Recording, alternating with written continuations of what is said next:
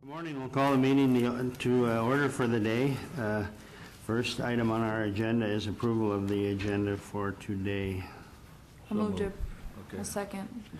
We have a motion and a second. All in favor signify by saying aye. Aye. Opposed, same sign. Motion carries. Citizens to be heard. Any citizens that would like to be heard on any issues that are not on our agenda for today? Seeing none, we'll move on. Approval of the minutes of the March 17th and 24th, 2015 meetings. Move to approve, Mr. Chair. Second. Motion and a second. All in favor signify by saying aye. Aye. Opposed, same sign. Motion carries. Approve payment of bills and vouchers. I'll move to approve. Second. Motion and a second. All in favor signify by saying aye. Aye. Opposed, same sign. Motion carries. Social Services, recognition for volunteer driver program. Scott Madsen and Stacy Christensen. Morning, Scott. Morning. Actually, Stacy will be joining us here just in a couple minutes, but also just a little bit about our volunteer driver. About our volunteer driver program, and certainly thank you for giving us an opportunity to share some of that information. In addition, we do have Marcia Nosted is available as well too, and she's actually the coordinator of our volunteer driver program. With National Volunteer Appreciation Week coming up April 12th through the 18th, certainly our agency certainly wanted to acknowledge our volunteer drivers and the importance the volunteer driver program is to Clay County. Certainly feel that the program is very crucial to a number of our program areas. Really assists in meeting the transportation needs in a number of the clients that we serve. A number of different transports that our volunteer drivers do. Just to list a few, they do a number of medical transports. Certainly do assist with transports for visitations when we have children that are not at home care. Also transporting to different treatment facilities, and also transports to for parents that need different evaluations and things like that as well. So certainly very crucial. Certainly an asset to a number of our program areas. I'd just like to share just a few statistics from 2014 in regards to our drivers. Currently, we have 9 volunteer drivers, 9 active volunteer drivers at this time. So last year, they transported 457 clients, traveled just a little over 96,000 miles, volunteered 2,174 hours, and saved Clay County approximately $42,000 in staff time. And to show our appreciation for our volunteer drivers, we're having our annual volunteer driver luncheon here again on Tuesday, April 14th. Beginning at 11:15, and that'll be over at the American Legion here in Moorhead. So certainly wanted to assure that all board members were certainly aware of that and received their invite to attend as well. In addition, at the luncheon, we're planning to honor one of our drivers that has recently retired, and he was one of the initial drivers with the program, and which began approximately 18 years ago. So certainly very, very appreciative of all his service as well. So that's what I have in regards to volunteer driver. I think I'll pass it over to Stacy to talk about Child Abuse Prevention Council. Hi, I'm Stacy Christensen. I'm here on behalf of our Child Abuse Prevention Council here in Clay County. The first thing I'll do is just update you on some of the activities and events we've done in this past year, and then we can move on to our request for you to acknowledge the Child Abuse Prevention Proclamation. Our CAPC team basically started meeting in March of this year. We kind of got a late start on it, and our hope is to be more organized for 2015-2016. But what we've started for this year is we put some information in the Bits of Clay telling all county employees that April is Child Abuse Prevention Month, and there's information on the Wear Blue campaign. And so we requested all county employees wear blue today, which is the color for child abuse prevention. We're also selling Jeans for Charity stickers to raise money for our CAPC team. Each employee can buy up to 5 stickers for $1, and those stickers can be used for the month of April. And we've asked all entities on our child protection team as well as our CAPC team to challenge their agencies to do something similar. We got a CAPC grant, I think in 2008 or 2009, and since that time, we haven't had any additional funding, so we're kind of working off of that, and it's a very small budget. We've started working with the Clay County Collaborative, Carolyn Sternat, and I think she's going to look at trying to also help us write a grant to get some additional funds for our CAPC team. We have prevention messages throughout the family service building, the electric information board on the first floor. There's a display board on the first floor, as well as the signs in our elevator and in all throughout the restrooms. Our council is going to be having a booth at Kids Fest at the Moorhead Center Mall on April 11th from 10 to 4 p.m. Kids Fest is a week of the young child, but our booth will focus on prevention information and activities, and our theme is promoting child safety and well-being. We've also contracted for a billboard down on 11th Street and First Avenue, so it has a child abuse prevention message on there, right at the stoplight by the train, so you might get stopped and you get to take a good long look at it. We also are going to be putting bookmarks in the backpack program that goes to Reach Holly, our CAPC team will be putting those in there, and it has some prevention messages in there, as well as we've put a message in what's called Kid Source, which is a newspaper kind of article that goes out to the elementary schools, and it reaches about 3,500 families. Once we're done with April's activities, we'll be meeting as a team in like mid-May and trying to organize what we'll be doing next year. So the next thing we can move on to is our Child Abuse Prevention Proclamation. And do you want me just to read that? Sure. That'd be great. Okay. Whereas our children are our most valuable resource and will shape the future of Minnesota and Clay County. Whereas in the year 2014, Clay County Social Services assessed 675 children for reports of alleged child abuse or neglect. Whereas child abuse is a serious problem affecting every segment of our community and can have long-term psychological, emotional, and physical effects that may cause lifelong consequences for victims of abuse. Whereas effective child abuse prevention succeeds because of meaningful and trusting partnerships created between families, practitioners, schools, faith communities, healthcare organizations, law enforcement agencies, and the business community. Whereas family-serving, youth-focused prevention programs offer positive alternatives for young people, encourage parents and youth to develop strong ties to their communities, as well as provide protective factors that reduce or eliminate risk by promoting social, emotional, and developmental well-being of children. Whereas we acknowledge we must work together as a community to increase awareness about child abuse and contribute to the promotion of children and families' social and emotional well-being in safe, stable, nurturing environments. Whereas prevention remains the best defense for our children and families. Now therefore be it resolved that the Clay County Board of Commissioners hereby proclaim April 2015 as Child Abuse Prevention Month in Clay County and call upon all citizens, community agencies, religious organizations, medical facilities, and businesses to increase their participation in efforts to prevent child abuse and neglect, thereby strengthening the communities in which we live. Mr. Chair, I move this proclamation. I'll second. We have a motion and a second on the proclamation. Any further discussion? All in favor signify by saying aye. Aye. Opposed, same sign, motion carries. Thank you. So, Thank you. any questions for, how long has the volunteer driver program been in effect, do you know? Approximately 18 years. Wow. Yeah. So, yeah, and Which- thanks to all the drivers and all the volunteers in Clay County. They do amazing things for us, and I know I speak for the board when I say we really do appreciate everything they do, so it's, Yeah, thank you. Wayne? Scott, are we paying mileage for the drivers? It seems to me that came up a couple of years ago. We are paying mileage for the drivers. Okay, even if the car is empty on the way back? Marcia might have to assist me a little bit with For this. the medical assistance transports, it's typically only the mileage worth the claim. Thank you very much. I have a question. The volunteer that's retiring, has he been with you, the core? He has. He was Time. actually one of the initial drivers, yes. Yes. Oh, that's great. Okay, thank you. Thank you. Thanks so much.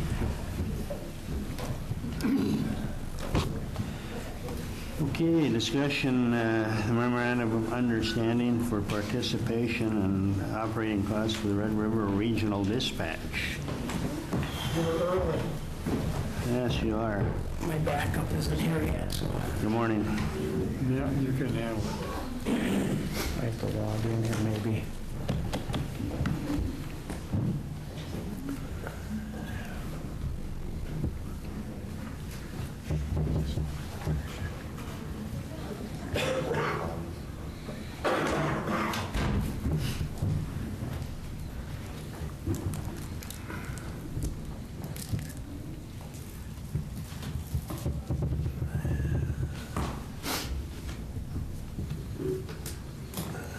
Do you know how you get that down? Oh, there we go.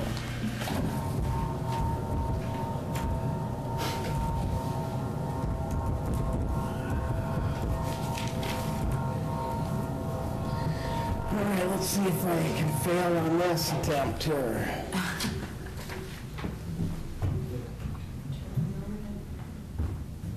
Let me help you out there, man. Thank you. I need a remote into my computer.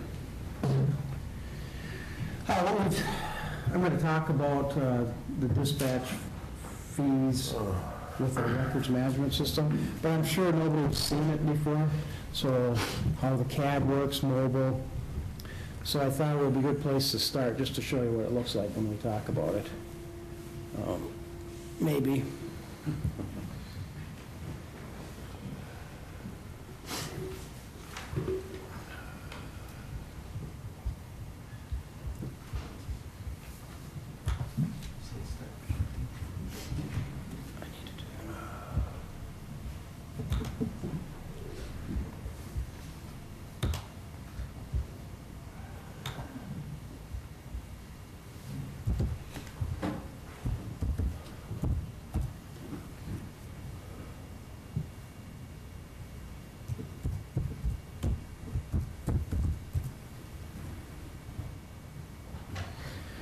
Okay.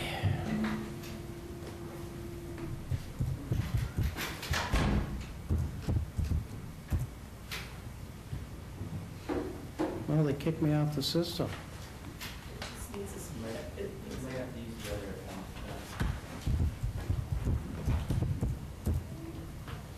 Oh, I have to use this. All right.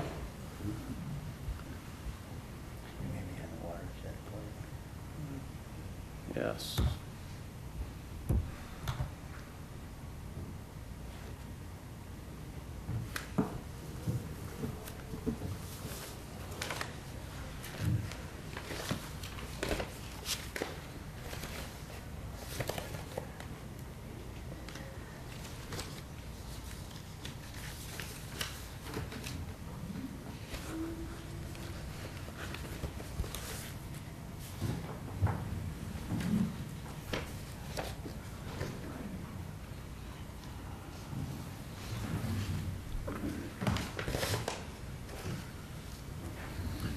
Okay. It'll be longer than I thought. All right, well, while that's doing whatever it's doing,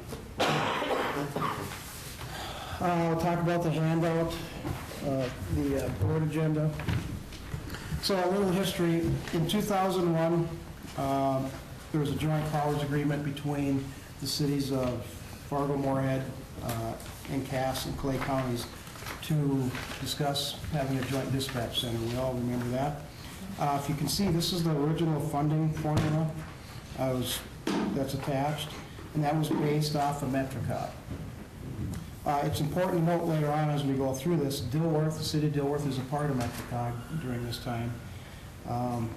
They aren't represented here, but so then in 2002, the joint dispatch center became operational both at Fargo and Moorhead. 2003, they moved to the single site that they're located at right now in Fargo. And then in 2008, the city of West Fargo decided to join the dispatch center, and you can see the funding formula changed to represent their Metricog percentage. And then moving forward in 2009, we all needed to upgrade our records management system, which is what I'm trying to show you here. Some of us had used an old green screen AS400 platform. It was time to update it. Some of the smaller cities used their own records management system. And it was really important that we had the same system. We all work together. If I wanted to see something, what happened in Holly, I should be able to do that and vice versa. So we purchased both the metro area, Cass Clay, Moorhead, Fargo, West Fargo, purchased New World software systems for that purpose. It's a very big software system. Out of the 3 companies, the vendors, in the United States, that originally applied to, submitted a bid, 2 backed out, so we were left with 1, which was New World, mainly because you're dealing with 2 states, 2 data practice, 2 more vehicles, 2 everything. Very complicated system. So we received a $3 million federal grant for that system. Each of the participating agencies at the time, Cass Clay, Moorhead, Fargo, West Fargo, each contributed $150,000 as a grant match for that system. Back in '09, considering now that all these other agencies have access to the system, I think then County Administrator Sethi decided we need to recoup some money from these other cities that use this records management system. And so an MOU was entered into with the 4 cities that we have that have police departments, Barnesville, Dilworth, Glendon, and Holly. And the number they used for reimbursement was 1.9%. That was Dilworth's MetroCog share back then. So that was the population of Dilworth. They split that between those 4 cities. Because it was new, they phased in the reimbursement, so in '09 it was 1%, 10, 1.4, and 2011, 1.8. I'm sorry, 1.8 was the MetroCog back then. So then in 2010, of course, we had a census, populations increased, Dilworth's percent went up to 1.9% on the MetroCog, so we re-entered into another MOU with those cities, changing it from 1.8 to 1.9. We've had several meetings in the last couple of years about this money, these reimbursement funds, what they're used for. I think it's fair to say that most of the cities, half the cities are in disagreement with paying for reimbursement for this. The other 2, I think it's just fine. And we're basically at a standstill, so that's why we're at the board today, trying to get some direction on where to go with the cities. There's all kinds of debate on it's double taxation, or it should be the county responsibility to fund all of the dispatch center, including this records management system. And we really, like I said, we're at a standstill. So I'm just going to show you just a couple, it's going to be 2-3 minutes of what it looks like if this works. So a call comes into dispatch. I hope this works.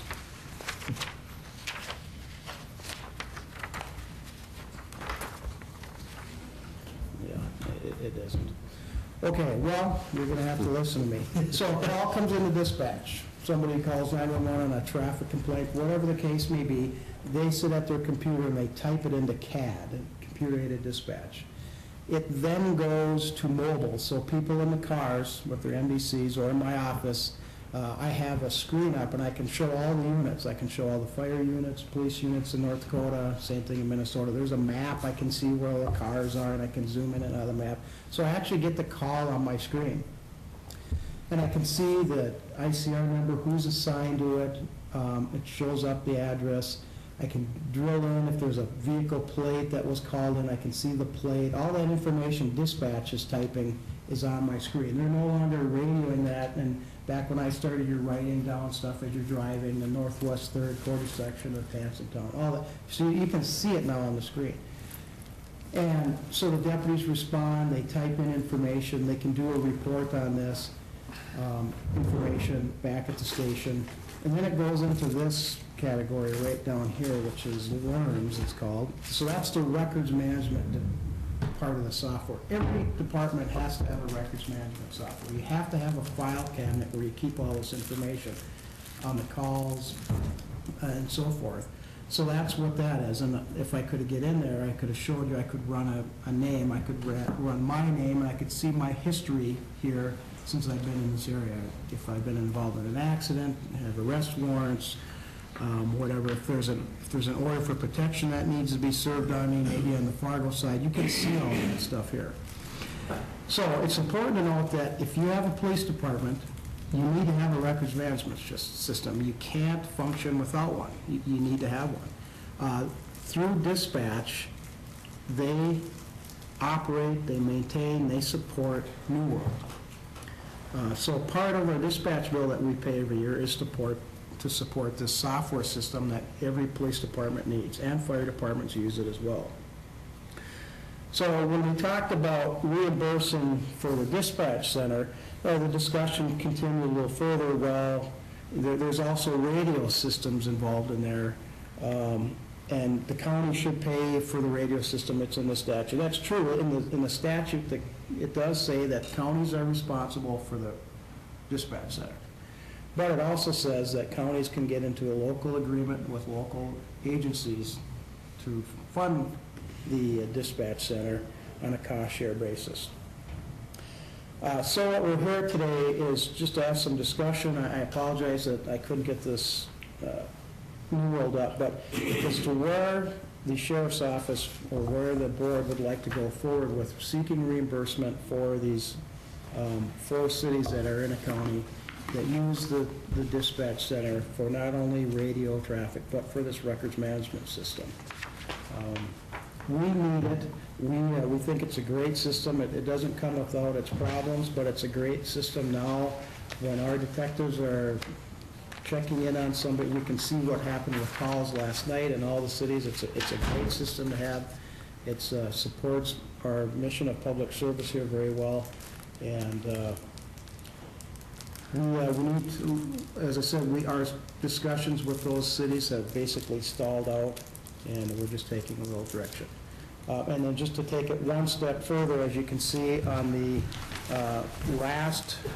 basically the last bullet point, there's 911 fees that both sides of the river receive.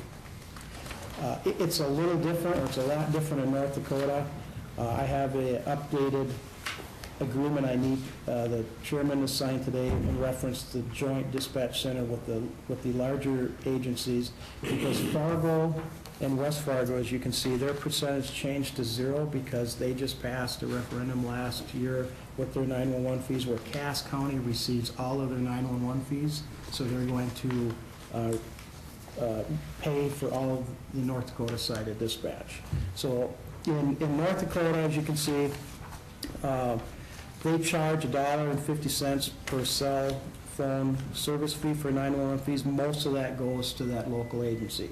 In Minnesota, on the other hand, we collect about 78 cents, and we get approximately 15 cents on the local agency. Now, a little different, that money is being used to fund the armor system that we're going to be moving to pretty soon. So while that may seem a little unfair, we're not buying the towers and the infrastructure for that armor system. The state's paying for that. So that money does go back to use, very good use on the local level when we're going to move to this armor system. So because of the new law passed in North Dakota with that, I do have to have somebody update. That's the main body dispatch agreement that's changed. But the main purpose we're here today is to discuss where we're going to go with these other cities in our county that have police departments. Jenny? Can you just explain for me the workstation count? Is that what you're talking about pops up on your?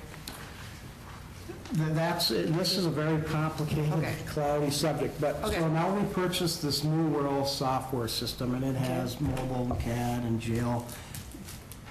It was very expensive, $3 million, but now we pay maintenance for that software, just like we pay maintenance for Microsoft Windows, whatever. That's billed out separately each year, and it rises every year, the software gets older. Right. So we pay for that per the number of devices. Okay. Thank you. Wayne? Four cities you're talking about are Barnesville, Hall, England, and Dilworth. Correct. And you've got this option based here that's population based, and Well, I wasn't part of those discussions in 2009 when they used, they were trying to, this is brand new, so they're trying to figure out how to divide reimbursement. Why they used only Dilworth's population, I don't know, but that was what they used, 1.8%. Maybe it was because they were the only community at the time part of MetroCog. But the fact is that each of those cities has a police department. Each of those cities needs a records management system. They've talked about double taxation before. They talked about it should be the county's responsibility. I know in some of our discussions is we don't pay for their police cars. We don't pay for their officers' salaries. Right. We don't pay for their uniforms. I'm not sure why we would pay for their records management system. right. So, I mean, I agree with that myself, and, you know, I think the population-based formula is a fair way to view it, because, you know, you're dividing out the residents in the county that don't live, you know, in a incorporated town or city, and so it's basically, you know, assessing the costs, you know, based on what their population is. So I will think tell it's you a what fair they pay right now. And the 911 fees, historically, we've split. We've split those with the city of Moorhead 50/50. City of Moorhead has paid for their own radio infrastructure for many years. They've actually bought their own towers, put their own infrastructure into place, and that's why we have split. What this was just the start of a discussion. I have split up those 911 fees based upon population. If everybody would look at that graph or that chart, what those cities pay right now, Dilworth currently pays $18,400. Barnesville, $13,400. Holly, $11,400, and Glendon, about $6,500. So as you can see, there would be an increase for those cities doing it.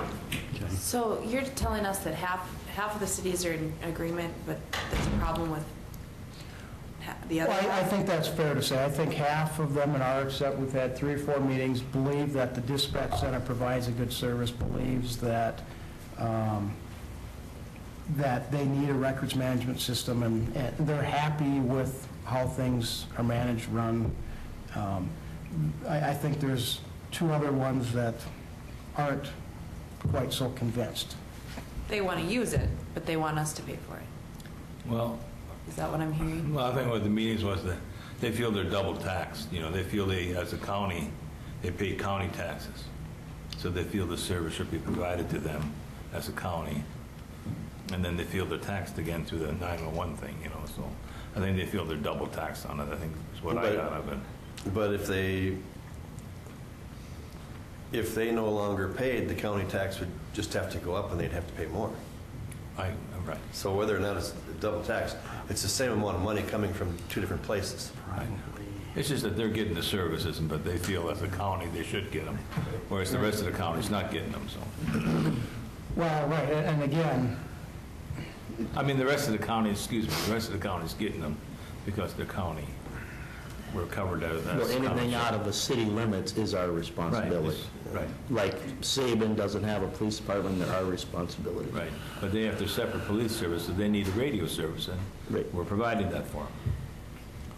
But they choose to have their own police departments, and I think, like you've said, they pay for their officers, they pay for their squad cars, they pay for their police station, Correct. so I don't see this as any different, and I think the population-based formula is a fair way to assess it, so. Wayne? Can we name the 2 cities we're talking about, or would you rather not? well, I'd rather not. Okay, It's fine, really, that's fine. What if they say, we're not going to pay? well, obviously, as I mentioned, it serves everybody's interest and the public's interest for all of us to be on this same system. So we would prefer that they we're on the same system. I don't have I a... think they would understand that, wouldn't they? Might not like it, but if that's the direction you get from this board, do you see anybody saying no? Well, the fact of the matter is, they would have to go and buy their own records management system, which is expensive. And now it would put an unfair burden on their dispatch center, because now they could no longer use this CAD to send calls out electronically, to do all those things that save time, money, make it easier. Now they would either have to radio all that information or have two different operating systems going at the same time. I don't think they would say no. Well, it would be their choice. I mean, if they chose not to participate, I mean, then that would be dealt with at that point, but... Well, Mr. Chairman, I agree too. I think this population base is probably a fair way to go. And I think too that each of these entities that, you know, if you're kind of held partially accountable financially, you might care a little bit more about the equipment and stuff that you're using as well. And I just think it's, I just think it's the right way to go. I think we're doing this in '09. We started this in '09, wasn't it? Correct. Yeah, man, yeah. And I mean, I don't buy the argument that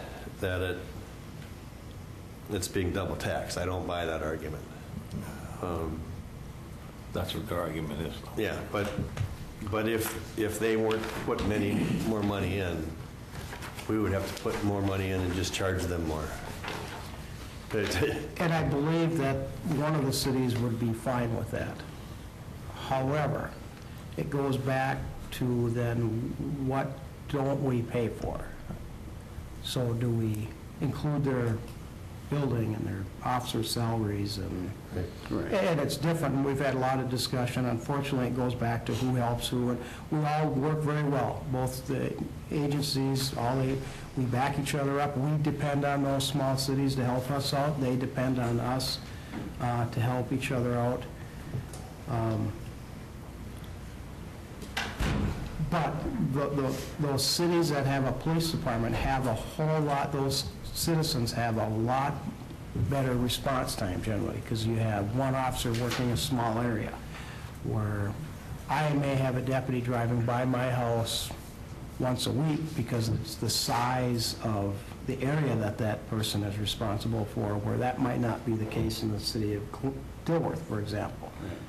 So that for many years ago, their founding fathers decided that we want a squad car to drive by once a day instead of once a week, so they've added an expense of a police department. And with adding a police department comes additional expenses, salaries, building, cars, uniforms, records management. Brian, you had... Just a couple of other items that enter into this. I think this rate had been frozen now for 3 years, that what the small cities have been paying on it, if I'm not mistaken, Matt? Correct. And you, through your approval, have supported an increase in personnel at the dispatch center. And remember, it was 3 last year and 3 going into this next year, if I'm not mistaken. Correct. And so there is quite an increase in the fee that they will pay, but it's not all just because of changing the formula. There has been increased cost. The other thing I think that's important is that an organized city in the state of Minnesota, because they want their own police department and different things, they get local government aid. The state does pay, and one of the, I think, and I can't be quoted on this because I'm not reading from it, but one of the items for local government aid is public safety. Right. So they do get an offset to help pay for their public safety functions. So I think this is one of the public safety functions. Thank you, Mr. Chair. Anybody else? Any questions? Jenny? Do you have a advisory board for this joint powers? I mean, are they represented at the table in any meetings? Dispatch has a board of authority, and yes, one representative from those 4 cities, one out of those 4 is represented on that board. And so their concerns that they've voiced there is what you're bringing to us? Not really, no. This is an agreement between the county and those 4 cities, and it started to pay for this records management system, so. Yeah, their representative doesn't really address this issue. It doesn't. No. It doesn't. This is really an agreement, a sub-agreement from the main. To fund the Minnesota Right. side. Correct. Right. There are no other, North Dakota does not have a rural police department, so Castleton, or they're contracted by Cass County. So they don't, there's nothing to compare on that side of the river. So you're looking for us to decide on what this formula should be and all that? Right, unfortunately, we haven't been able to come to an agreement after several meetings. So yeah, we're looking for direction on if there's further formulas you want me to pursue. Well, I mean, like I said earlier, I think the population-based formula is a fair way to, to assess these costs. I don't know, does anybody have any other options that they think would work better? Brian, do you have some? Well, Mr. Chair, I'm just looking at Commissioner Gross, because he attended that meeting last year. And frankly, we looked for all different input and observations, and after about the last meeting we had, after about an hour and a half, I don't know that there was, the only thought was, we want the county to pay, but there was really no other options, so I don't know that they disagreed. They're going to disagree with the amount, but I don't know that there was. I think we were planning on continuing the same formula, the understanding I got from the meeting, that we weren't going to change anything. I know there was some opposition to it, and I guess their opposition was that they felt double taxation. Right. Because they felt the rest of the county was getting coverage, but we tried to explain to them that, yes, but you're getting services to, you have a separate police department, and we're giving additional services to. Whereas in the county, that's our county people. Right. So, The cities did sign a resolution, those 4 cities, in 2013, resolving that the county phase their participation out in the reimbursement. But that was, Mr. Chair, for me, that was before we had our last meeting, though, right? It was. Yeah, and frankly, like I said, we sat there and looked for options and discussions, and the only thing that really they came down to is, we want the county to pay, and that was only voiced by 1, maybe 2. And then at the end of that, the meeting, though, we decided to go forward because there wasn't another solution at hand, and the county wasn't going to pay for it, we thought. So, I don't know, I think they're going to object about the amount of the increase, but they have to remember it's been frozen for 3 years, and there's been increases in personnel at that time. But I think there's reasonable agreement to go forward with this. are you looking for a motion today, or are you just discussing this today? Either way, I know this is a kind of a complex issue. I'm looking forward, I need to know, have some communication with the cities, or the board needs to have some communications, especially if we're going to continue or increase as we prepare for budgets in the next coming months. Well, I think as a board, I think we're in agreement that we're going to continue, the fee, the cost share with them. So it's just, are we going to stay with the existing formula? Are we going to change it? What's the board's wishes on that? Jenny? Yes, my question is, the last 3 years, these rates have been frozen. Is the hope that you will sign a 3-year agreement with frozen rates? I mean, because I see that it expires at the end of the year, right? Correct. So is your hope, granted, if they agree to everything, are we going to just keep it on a yearly basis that we're going to reevaluate this, or are we going to do a 3-year agreement? Well, considering the time and of those meetings, I would I would propose something longer than a year. I mean, at minimum of 3 years, hopefully 5. And, you know, after every census, it needs to be looked at again if we're going to use that as a formula. It just seems like the communication between, I don't have a law enforcement background, but it's critical to have this tool for Barnesville to be able to see what's going on in Cass County and Hawley or whoever. It just seems like we need to make this work because it's critical. Yes, it's a very good business practice and very good piece of equipment that we use now. Kevin, you got? Mr. Can I just go through this little Sure. worksheet with you, just so I understand it clearly? So Clay County, population of 10,886, that's the area that's outside the incorporated cities, correct? Yes. Is 52% of the outside, Of the, minus Moorhead. minus Moorhead, right. And so Clay County is eligible for $53,398 in fees, 911 fees. Correct. The obligation under this formula for Clay County is $193,000. When you subtract the 911 fees, the Clay County's responsibility for budget purposes is $140,155. Am I reading that correct? Yes. All right. So this is the proposal moving forward. How do these numbers compare? Do we have a chart that shows how these numbers compare with what Clay County, Dilworth, Barnesville, Glidden, Hawley, and Moorhead paid under the prior proposal?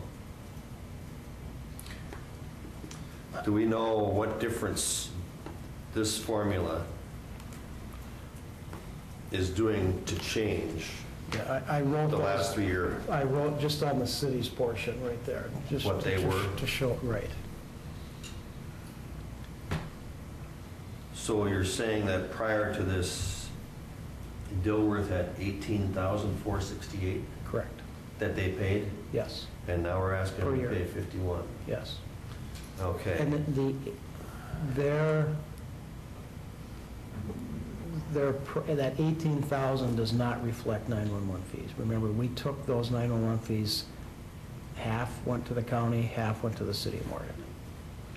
Now, this would be breaking that down. If we're asking them to pay based on their population, I thought it would be fair to So then we propose gave them- receiving money on their population. Right. But even with that, even with receiving the money on this change of formula, you're seeing upwards of $30-some thousand worth of fees to Dilworth. Right, and a portion, and remember, that's because the original formula was based off of only Dilworth's population, 1.8.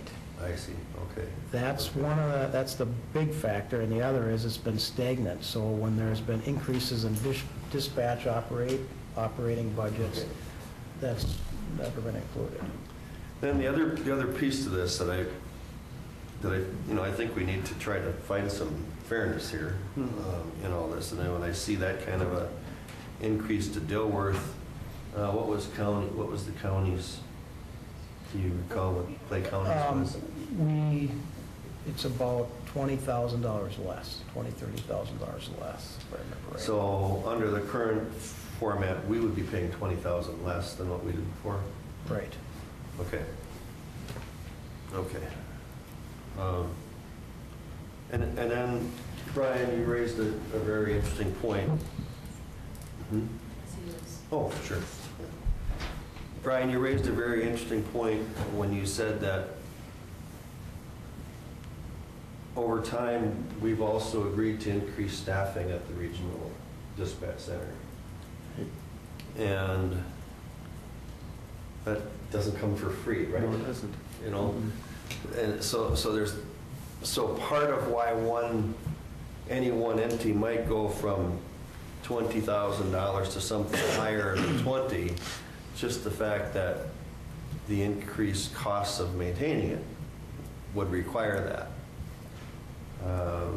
As I read these numbers here, and this is where I'd like to ask this maybe to come back if we could get some more updated numbers.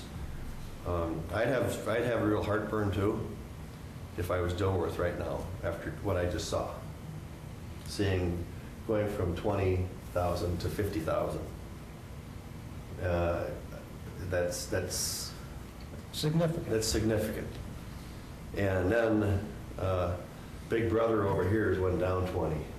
Yeah, and I don't have that, I was going to add it up here real quick. But that's why I'm wondering if we understand. could, Matt, if this isn't direly urgent to do today, if we could get some more comparables together, what it was to what it is now. And then we have to start determining what caused those and who is appropriate to pay. I think this is what it should have been in the first place. Right. So they haven't, So that's We've why been we're here for paying- you guys to decide if that's, yeah, I think that's the way I look at it. We've been paying more than we probably Yes. should have over time. Well, but then that- And the costs have gone up in dispatch, and what I like about the population-based formula is that, that will address, if the populations are reviewed periodically, and then, the costs are adjusted accordingly. So, if Moorhead's population goes up significantly more, then they would be paying a bigger percentage, so. Mr. Chairman, I kind of liken this to our Highway Tracking Committee when we set our annual rates for our township, rates for maintaining the township officers' roads. And when we get too high in our formulas, they scream and holler, and sometimes they leave and go off and do things on their own. And so the best approach to take to these things is to find out what is the true cost for everybody. Right. And I think I'm always more interested in what the true costs are, and if you can come to those somehow. And sometimes it has to be through a formula, and sometimes that formula does get to be where it's almost impossible to make it perfectly fair. But I just think that, I supported what Dilworth was paying while I was on this board when they were paying $20,000. And now I'm asking them to pay $51,000, and for my sheriff's department to pay less. And I don't know if that's really being right either. So I'd like to see us to really put together, I don't want to say cleaner map, because I don't want to say you didn't do your work here. but again, what we wanted you to have is what's the exact amount. Yeah. Whether you want to Right. put that 20,000 with the other cities is entirely up to Yeah. you folks. Yeah, but I'd like to see a true picture of where each entity was under this proposal using the population. What is it? What other issues came into play as to why it's more? And that goes back to what Brian says, that, we all agreed that the center was understaffed and we needed more dispatch people, so. But if you could do that, Matt and Mr. Chairman, if we could. Yeah, I think we can wait for that, and I personally think this formula, it doesn't mean that we can't, phase in those additional costs over time too. We don't Right. have to, but I think this reflects what the cost should be to each community, and how we get to that point, I guess, is what we can discuss. Frank? One more time, you probably explained it too, but why is Moorhead pulled out of this thing? Well, it's their population. So right now, when we're invoiced by dispatch center, they invoice Clay County and Moorhead. That's the only two invoices they have on this side of the river. We in turn then have now invoiced those other 4 smaller cities. Because they're paying their share already based on Moorhead is, population, yes. right? Moorhead is, so. Right. Brian? Well, maybe just another common sense approach to this. If you think of, and I'll say the city of Glendon was paying $6,500, and now they will be asked to pay $19,000. And how you approach that is one thing, but I think of the old days when they would have a base station sitting at a desk that was their communication to their officers, and even a small city to pay $20,000 a year, that doesn't even pay a fraction of one employee. No. And they get 24-hour service out of this, and everything is recorded, and it's computer-aided dispatch, and they can dispatch the ambulance. I mean, it's just such an efficient system that they have. Right. That just when you step back from it, this is a pretty reasonable rate. If you were going to start up a dispatch center for Dilworth and you had to pay $50,000, you'd say, oh, boy, sign me up, because that's a pretty darn reasonable deal. That dispatch center really does an efficient job. Just a more of a global observation of cost for that kind of service. And, to the city's benefit, one of them did say that. He said that I cannot hire a full-time office Right. staff to sit in the building at least during the business days, Monday through Friday, for that kind of money. I Yeah, they can't do it. recognize the Yeah. savings here. So. Yes. And there is no real urgency. I just wanted, I think it's fair for us and the cities to know where we're going by mid-June, because budgets come up, so. Correct. Well, you want to come back to us then with some more numbers and maybe some options for, how we can get to this point where everybody's paying what they should be paying. And Mr. Chairman, you brought up this thing too about maybe working our way into it. And again, I'm going to use the classic example of the highway tracking and when Clay County charges townships so much per mile for, when we originally were trying to go to the true formula dealing with actual costs, there were certain times when the numbers just didn't work. You just couldn't get them to work. They were such large increases for some. And so there were some instances where we just kind of had to gradually work our way. So you didn't hit them all at once where, boom, they're gone forever. Because if you recall here about, I think it was, Frank, I think it was just before you came on, was that we had two or three townships? Four townships. Four townships that actually left our maintenance program because of our rates. And since, I think most of them have come back now. Just one. Just one has, I thought there was just one left. Okay, just one has come back. Okay, so we got one back. But anyway, that's, I think it just makes for a better, even when we get in the armor system, it's better for everybody to be on the same page and be able to talk the same way. And to have two of our cities, for example, probably being out on their own, it just isn't going to be the same. No, and it doesn't make good public service. It Right. doesn't. Right, so we've got to try to just figure out a way to make this fair. Okay, thanks, gentlemen.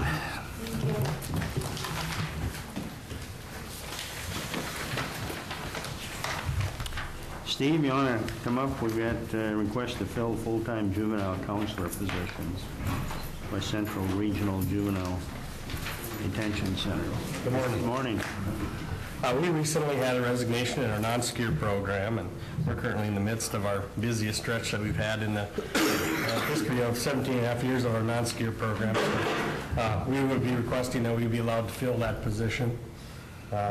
Due to the fact the person had been here for a period of time after their payout, we would be saving roughly about $2,400 and change by filling that spot. So, This resignation was not due to a retirement. no, that's correct. The board's wishes? Move to approve. Second. Motion and a second to approve the position. Any further discussion? Hearing none, all in favor signify by saying aye. Aye. Opposed, same sign, motion carries. Thank you very much. Thank you, Steve. Thanks. Dave, approval of the MnDOT construction agreement, Barnesville Safe Routes to School project. Morning, Dave. We agreed to sponsor Barnesville Safe Route to School project over a year ago. Last year, they opened bids kind of later in the summer, received 0 bids, being the fact it was so late. They went back to the table a little bit, kind of continued to get authorization by MnDOT, and on February 6th, they did get 2 bids this current year. The bids did come in a little higher than they had hoped. So working with the state, they did reduce a few quantities to kind of back into their budget a little bit and move forward. So What we've got here is a construction agreement. The way the state looks at it is this is essentially a county project, being that we are the fiscal agent for it. So there is a little bit of liability on our end, but I would like to come back to the board with our typical agreement that we've done with the city of Dilworth several times, kind of laying out who's doing what and basically saying that everything that this agreement says that the county will do and be responsible for, we have an agreement with the city that says the same thing. So, some of the things in here, it says, if things aren't, any costs that exceed the grant, the county is responsible for. And that's, the state's just covering their end, and then we're going to do the same thing with the city of Barnesville. So it's our typical agreement that we've probably done at least 3 of these with the city of Dilworth. I don't think we've done any with any other city yet, so this is the first time with Barnesville. But they've got a real good consultant, Cattermus Lee and Jackson, who helped them along kind of a more tedious path than it should have been on such a project. But anytime you do little sidewalk replacements and add a few streetlights and some signs, it's not a big project, big money maker, so sometimes it comes in pretty high. I think Dilworth's last bike path actually came in a little high too, but it turned out really nice. And, it's nice projects. Someone's going to spend this Safe Route to School money. The nice thing is usually it's 100% on the construction part. This agreement is for construction engineering. That's going to be, there again, it's $20,000 of monies that will help them engineer the project. So I believe there's an agreement and a resolution put together that needs approval by the board. Thank you. Board's wishes on this? Any questions? So the engineering aspect of it is covered by federal funds? Correct, yep.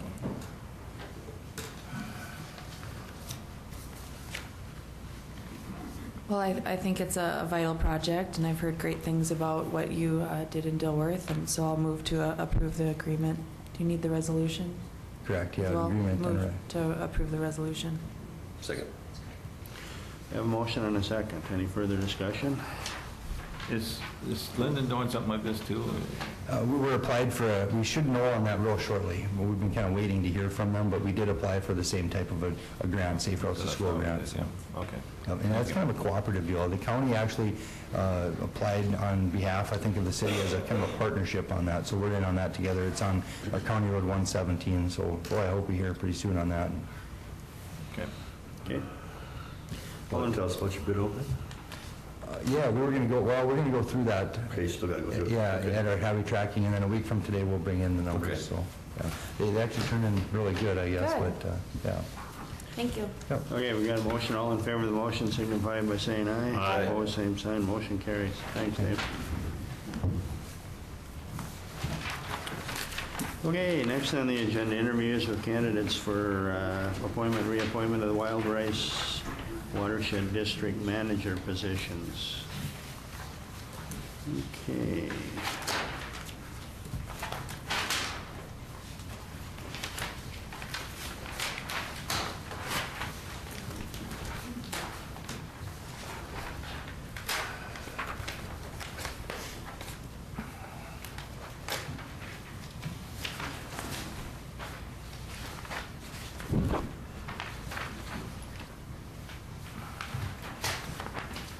Okay, should we, Sharon, come on up. Huh? Have everybody come up? Okay. Everybody at once? Okay, Dwayne, Dwayne, why don't you come on up, and Kim?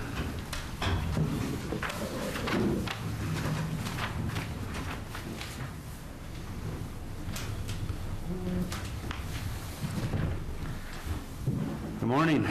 Good morning.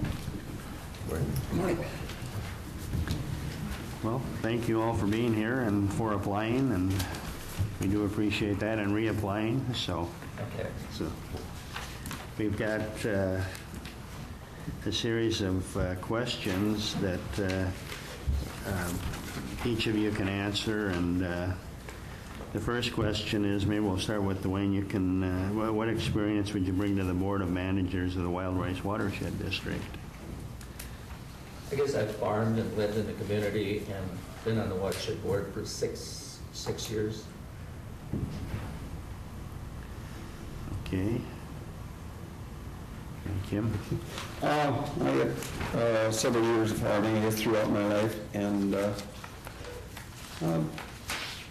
been around soil and water management and concerns that I've had through the years, along with some of the flooding issues that go on throughout the district, and concerned about the whole watershed district as a whole.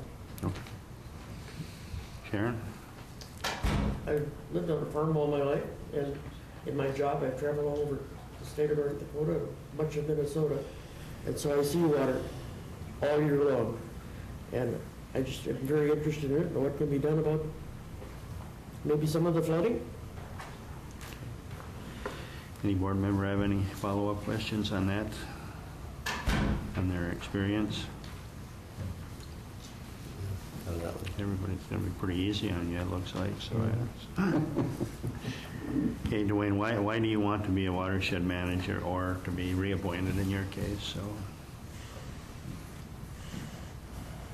I think what I've learned in the last 6 years, the people that I have met and worked with are just, it's been fun and good people and very interesting. And that's what I like the best about it, the people that you work with and that live here. I found it very, very rewarding. Stressful at times, but in the end, very rewarding. Yeah, I think when you're dealing with water, there's no, that word stress comes in a lot, so. No. Yeah. I've got none. Yeah. Kim? I guess over the years, I've been on a number of occasions, I have been approached about possibly running for the board, and I didn't really need more work, but yet I do have the passion. Starting from right out of high school and going on to college, and I did study in soil and water engineering and some of the agronomy, ended up farming. That passion is still in me. Probably changed a little bit throughout my life. I valued the blacker the field, and the better drained it was, the better I liked it, and I've kind of been around circle about how I feel about that. And equally as important, water management is the part about the soil and the impact we have on our soils and the erosion issues, which all plays into flooding issues in regards to sedimentation in our river and major waterways. And so responsible management of water and soil is key. Another part that I think is, you folks being on the commission and concerns about financial responsibility and getting the biggest bang for our buck, and how many acre feet, or what's our dollar per acre foot going to be, and what can we spend our dollar in a good way to accomplish what we're all trying to do here. Thank you, Sharon. I guess I've got the time now, and I've always been interested in it, and why things are flooded and why they aren't, and I just feel we need a little more representation down in our area on this board. So, Mr. Chairman, with that answer that she just gave, can you give us a breakdown on the regionality of your membership on the board? In relationship to the district? Yes. I'm a Becker County representative, live in Becker County. So you'd be up on the upper area? I would be on the upper to the north. Okay. Or southeast of the watershed, the upper part of the South Branch. Okay. And Kim, how about you? I live right in Ewan, on the upper end. Okay. Actually my home is right on the river, on the South Branch, and I farm some land that runs next to some of the South Branch of the Wild Race, I guess. And are there 7 on your board total? Yes. 7, right? Right. And maybe you can jump in too. I'm just curious as to, of the 7, how many of them are up on the upper reach versus the lower reaches of the... Currently, we have on the upper reaches, to make it simpler, say who's on the bottom. Okay. We have Kurt Johansson, who lives in the city of Andrew, Greg Holmbeck, who lives in the city of Ada. Okay. So they're all on the lower end. Then currently we have John Austinson, who did live in Uland out in Becker County. Dwayne, Mike Christensen lives east of Twin Valley, about 8 miles. Ray Hansen lives about 7 miles east of Twin Valley. And Ray is appointed by Monona County, but lives in Norman. And then Dean Spade lives northeast of Monona, about a mile. Is the distribution that we currently have. So I think that's it. And where would you be then, Sharon, in relationship to that on the? Well, I live in Felton, so down in Felton Township. And we do, personally, we don't have a flooding problem, and we never have had. The town has, but we don't. But I just think we should have a little more representation. Okay. Okay, any other follow-up questions to that from the board? The third question, Dwayne, what is your philosophy on managing drainage? I would be a small person project. And I think what we got to look forward to in this upcoming year, this, with the Becker County SWCD, the watershed, the Wild Rice watershed, offered at $25,000 to, and I don't know if match the word, but then this Peter Mead from the Becker County SWCD got the grant, and I think the grant is $257,000 that the watershed will participate in. And this will give us the opportunity on the South Branch to do projects to minimize sediment, erosion, and slow the water down, which should be good. We talk about areas which should be good for the whole district. Because I think we're supposed to represent, well, I know we're supposed to represent the whole district, not just our area. But this is going to be a good start, I think, and hopefully we can do more shoulder to shoulder with relationships and build them with the SWCDs in all 4 counties. But now we have the opportunity. I think I forwarded it to you, right, Frank? And we'll have a meeting on it tomorrow, and it'll be at a 10 o'clock agenda, and we'll get more information on what, what capacities and things that could do. But this would be good for the whole district, meaning then the other SWCDs can learn, follow.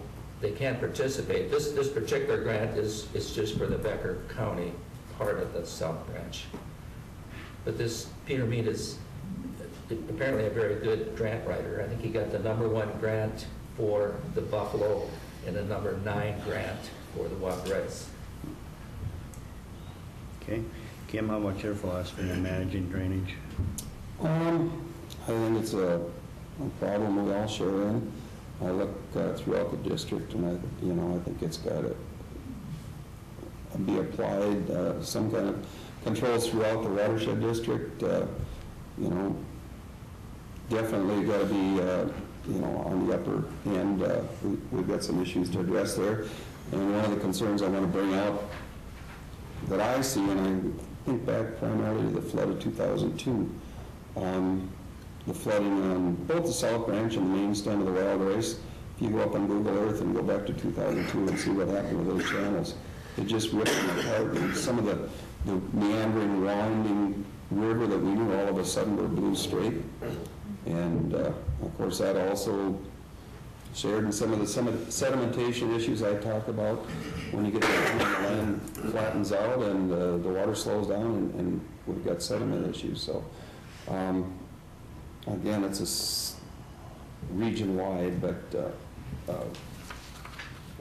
along with what Dwayne's referred to, I'm one that would support smaller projects, and cost being of utmost importance as far as what we get for the biggest bang for our buck.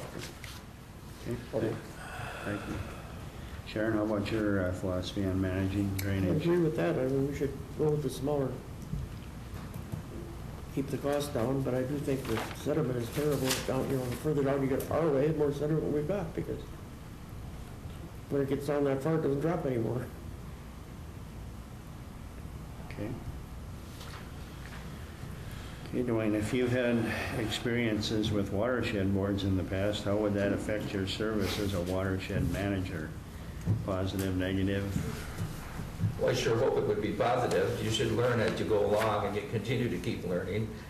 You know, I think you need to be somewhat challenging, you know, wishing there would be more ideas brought to the table, wishing the process could be speeded up. The process is so slow, and I'm very impatient. I mean, you could ask Kevin, right? I mean, just the speed of it is frustrating. That's some of the stress and the frustration, but your chairman, or your commissioner that's not there, but he told me one day, he said, Wayne did, that democracy is painfully slow, so you just kind of get with it, I guess, so. But that's the things that I would like to see.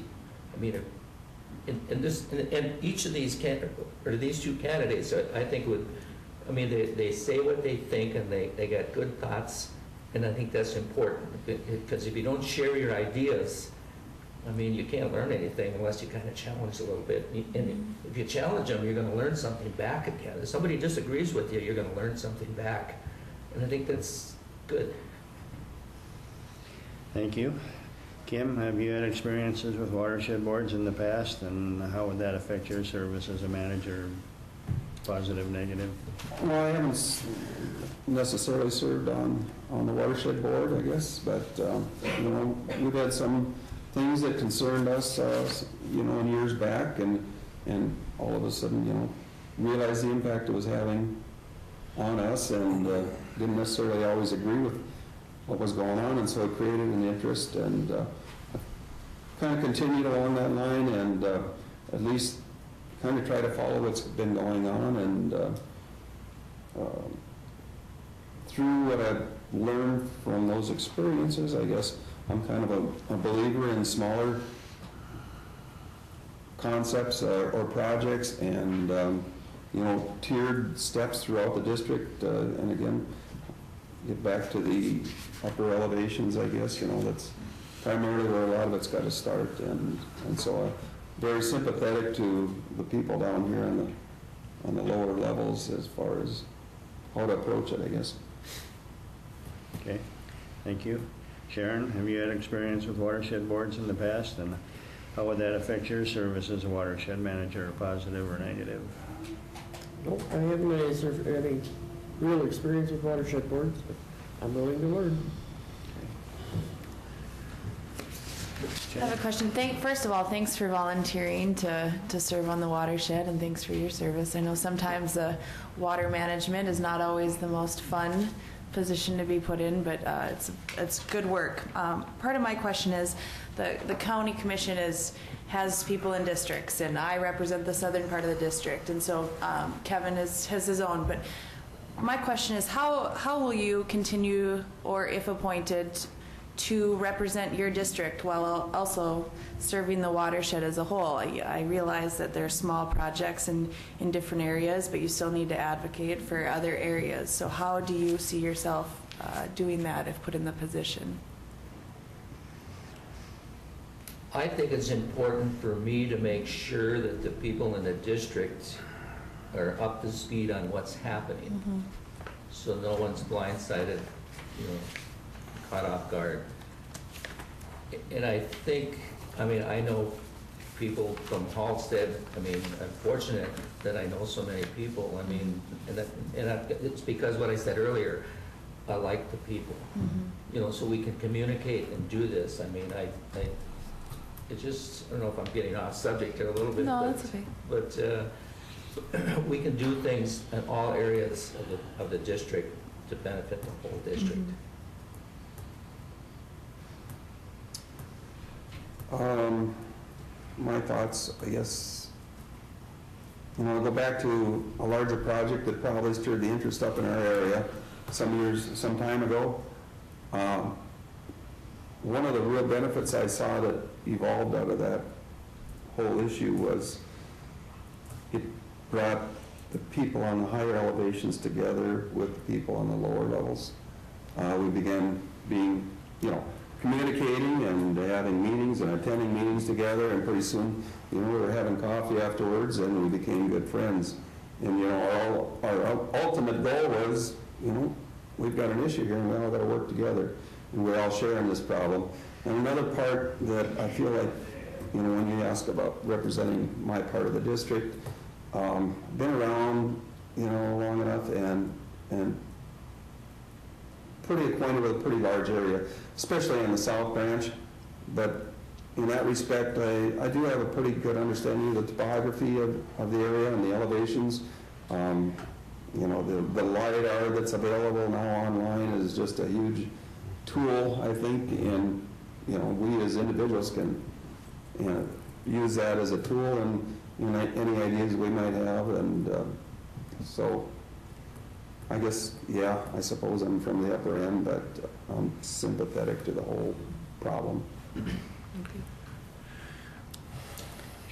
Well, there again, I'm going to need a lot of input from a lot of people, because there's a lot of this I don't have a lot to say on, but I'll learn. Kevin? Questions for all three of you. I have a couple of them. It was after the massive 2009 flood that was on the main stem of the Red River. The Red River Basin Commission, along with other water commissions from both sides of the river, up and down the states, all the way into South Dakota and all the way to Winnipeg, all had come up with a master plan to try to find a way to do a 20% flow reduction in the entire basin through all the watersheds. Some watersheds have worked hard on that, and some have not. I'm just curious, from your standpoint and from your watershed district, do you know of what work has been done to work on that effort to reduce flow reduction into the main stem of the Red?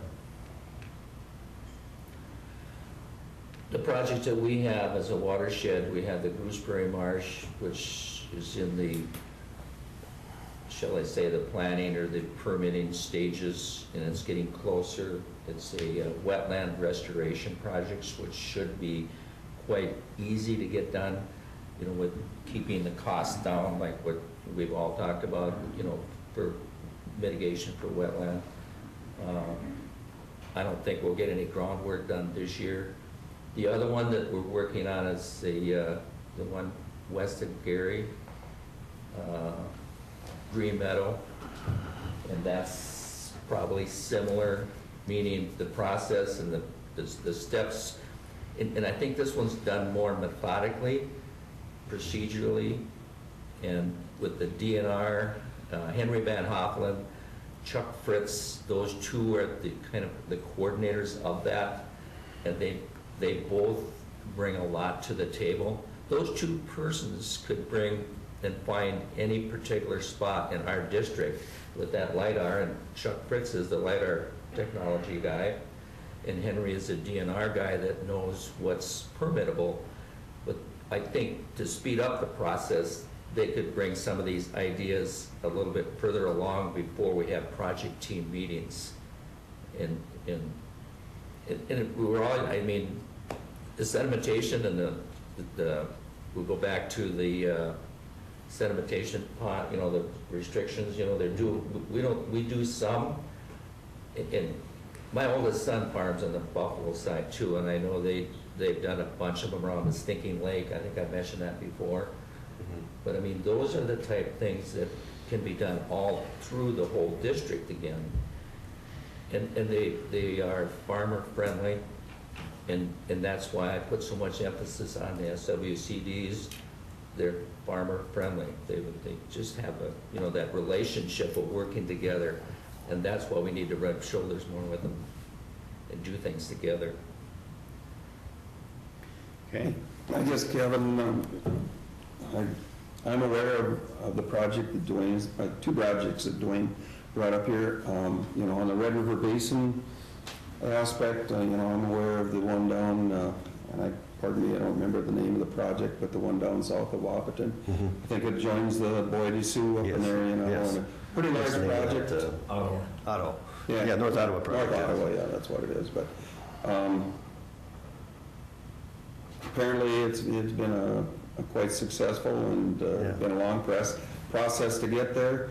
Do I have anything of that magnitude on my radar? Not at this point, I guess, but you know. Well, and I don't mean to direct this just at you because you brought it up, because the North Ottawa project is a classic example of something that can work both from a relief standpoint for water in severe conditions, and at the same point in time, it's tillable and farmable land to the ag community. And the reason that I bring part of this up to all of you is in my work on things that are going on right now and with what Congressman Peterson's done at the federal level, there is probably more abilities to get dollars for retention and flood projects than there ever has been in the history of our time. You know, so I think there's opportunities out there, and I just don't know that everybody has looked closely enough at them. But of course, the minute you start talking about retention, it's not on my land, you know, that's the typical thing that we get. But you brought up the classic example of one. That North Ottawa project, when they were working on that, the landowners, when it first was proposed, were not in favor of it. And if you go down there and you talk to them now, it's a completely different song they're singing. That it has worked and it can work. And when I asked questions earlier about what sort of representation do you have amongst your 7, if all 7 of yours were up on the upper area and there was nobody on the bottom, I'd have some real concern in fairness. And that goes to what Jenny was saying. Jenny lives in the southern region area of the Buffalo Red, and I'm in the northern. We have different things that go on between our two areas. We might disagree, but you know what? Both of us need to be there. And so, and the same needs to be on a board like that. You can't just have everybody. Where does all the water come from? It usually flows down. We all know that. And if you get all the guys making all the rules that are up on the top, and then these poor people that are down on the bottom have no say, then we're not doing justice to our boards either. So that's my issue that I wanted to raise there. And I did want to mention again, going back to the 20% flow reduction that's been out there. I know the Buffalo Reds worked hard on it. Buffalo Reds got some projects going. And even through, now I think the area of the wild rice probably might not qualify for any of the dollars that would come from that diversion authority money, because I think your end result would be, would you have impacts at Halstead, right? You would have impacts at Halstead. Mm-hmm. So even so, because that diversion authority has $25 million set up to be applied for through different projects that will lower the gauges all the way up as far as Halstead. So that's even another source that Wild Rice should be looking at to say, what kind of project do we have that we could implement and gain access to a significant amount of money through that agency? By the way, then those things, it's like a chain reaction, because once you get one, then you qualify for another one, and you qualify for another one, and you end up having a significant part of your project paid for without having to go completely just to your landowners to pay for it. But all of that stuff is never easy, and it's never done without controversy. Unfortunately, that's the way water's been for thousands of years. But anyway, you didn't get a chance to comment on the I have heard of them at various meetings. I've heard them talking about them and stuff. And, okay. I'm on my township board. I'm clerk of the township, so we've heard a little bit about it. Okay. I was just at a watershed meeting here in Moorhead. Okay. We've heard about it. Okay. Okay. Go ahead, Wayne. Just thinking of what you brought up in the 20% flow reduction, You know, I mean, we need it, this small project helps with that. Yes, sir. You mentioned the NRCS. Yes. The watershed now is currently, and maybe Kevin could add to what they're applying for through the NRCS. You know, there's some process that Kevin and Jerry Bentz are working on, and they showed the percentages of the money that could be available. So that process is in. Okay, so it is being looked at. It is being looked at. Okay. And I go back to Becker because I live in Becker and I've worked with the Becker County, but there the SWCD and the NRCS office are together. That relationship is good. And then the other item that Kim brought up is, I call it the 3-stage containment area. It's on the radar, but I don't know if anyone dares talk about it.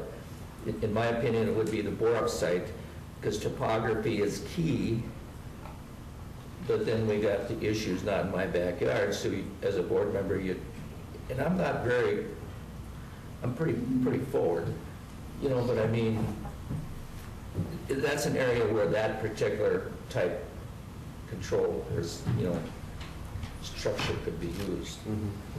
But if the people from that, you know, they'd have to come forward. But this is in the lower part now. This is, you know, we need to do work on both ends. You know, we've had our problems with the South Branch, like, you know, that brought people together, but there's engineering and some design on the Borup site to follow that model. And it's got potential. It really does. And those are the types that, you know, there you start to get some acre feet of storage that really starts to contribute to that 20%. You know, it takes so many small ones. And the small ones have their feature for summer rains, maybe because summer rains are variable. But for spring thaw, that's a whole different story again. The one comment that you made, Dwayne, that I would maybe question a little bit about, or would lead me to think that something might not ever get done, is the fact that you have to sit and wait for them to come to you. So we got to push harder. Well, you know what? When the North Ottawa project was done, those landowners didn't go propose this project. This project was proposed, and it was sold to them in a way that, like I said, they first didn't like it. They didn't want anything to do with it. But the more they learned of the concept and that they saw what it did and that it still had a significant ag impact to the area, that it could still be tilled and crops produced, really started changing things. But if you don't go into these things with the idea in mind, hey, can we at least talk to you? Can you keep an open mind while we just explain to you what we'd like to do? Then you're right. Then if you wait for them to go to you, you'll never get anybody that's going to want to get rid of land. And that's, I mean, Bruce Albright, I've been around him as long as he's been the Buffalo, right, the manager, but he has a unique talent and a vision of focusing to get that kind of work done. Right. And I agree with that philosophy. But he does. You got to plant the seed. Right. Yeah. And you got to get the other person to think it's a good idea. I mean, you when you go into these things, you as a water district, if your goal is to try to improve, I mean, there's different issues. There's need for water in some instances, and then there's needs for being able to hold back water to avoid bad conditions for others from flooding standpoints, which we all have. But the idea in mind, if you can't, as a watershed board, reach out to some landowners, knowing it's going to be controversial, but to at least reach out and say, would you consider this? There's no watershed's going to be going anywhere. No project going to be getting done. It's going to go back to the one comment I received in an interview one time with one guy, is let's just keep all the water in the ditches. That was the worst answer that anybody could have ever given to me as a commissioner trying to appoint somebody. Just keep the water in the ditches. Sometimes you can't keep the water in the ditches. And in 1997 and 2009, you put the waters in the ditches and you see what happened. We lost Grand Forks, North Dakota, and we darn near lost Fargo Moorhead by keeping the water in the ditches. So there needs to be other solutions, and I just, whoever you gets on, I hope you will always understand that projects are important, and they're never going to happen unless you lead the way to get them to happen. That's true, but you also need to work with the landowners, the Sure. farmers. I mean, you can't just sell your idea and no leeway. And so Sure. I think that's what I appreciate from you guys. You have a variety of backgrounds to work with the landowners. And that's our hope, is that whoever we appoint will do that. Okay, thank you all. Brian, what's our deadline on the appointment? Well, visited with Kevin just a little bit. The current terms expire April 25th, so Kevin has said anytime this month if you want to appoint. And as I see it, you have the meeting on the 17th, 14th, and 21st. So you can appoint them today, or you can appoint them on the 14th and 21st and still have them appointed before the other term expires. Okay, well, what's... One more comment. It's my understanding that you, as the Clay County Board of Commissioners, have the power to appoint a representative from the Becker County. Yes. I personally think it's important that we have representation from Becker County. I live close and I farm in that area. So besides that, I'd like to emphasize that I'm certainly not going to be insulted, and I understand the representation in areas, and Sharon, I'm sure, will be an excellent candidate as well. So I want to bring that out to you. If that's the direction you choose, I understand that. So. Thank you. Well, thank you. Thank you. Well, I wanted to say this, and now I can. You are not going to hurt my feelings if you take two people that live in Clay County. Checking you out. Okay. Well, I just think, whether it's Dwayne or someone else, I think it's important to have somebody from Becker County. And I think that's a commitment we've made to Becker too, that we Sure. try to, we're partners with them on this, so. That's going to weigh strongly in my vote anyway. But. Sure. Okay, thank you all. We have somebody else. Yeah. that's got his Mark, hand you up. have comments? If I could, I've got a letter of support signed by 54 people in support of Sharon Askelson for this appointment. I'd like to present that to the board. Sure, well. Thank you. Our support team is working, I guess. I do have a suggestion. To think about the dollars, if I may. I don't want to waste your time, but the short story is the lower areas, the wetland, the DNR, the land that's purchased by the state and the federal, or whichever easements or whatever. If you could encourage our legislatures to make it more easy to store water that's already purchased, stop buying land, use that pot of dollars to do retention. I'd love it. Yeah, Good job, it'd make it a lot easier, wouldn't it? Thank you all for coming. Thank you, guys. Thank you all. Yeah.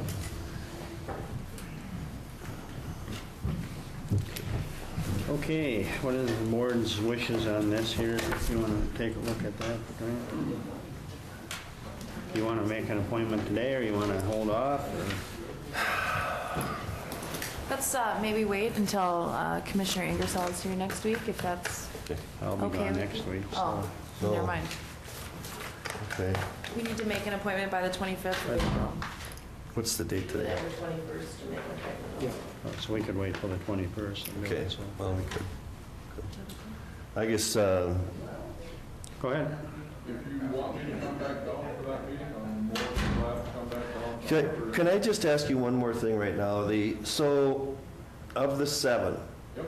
from what I gathered from you, there was 2 on the lower and 5 on the upper. Right. All right, and so if she was put on, that would put 3 on the lower and 4 on the upper. Yeah.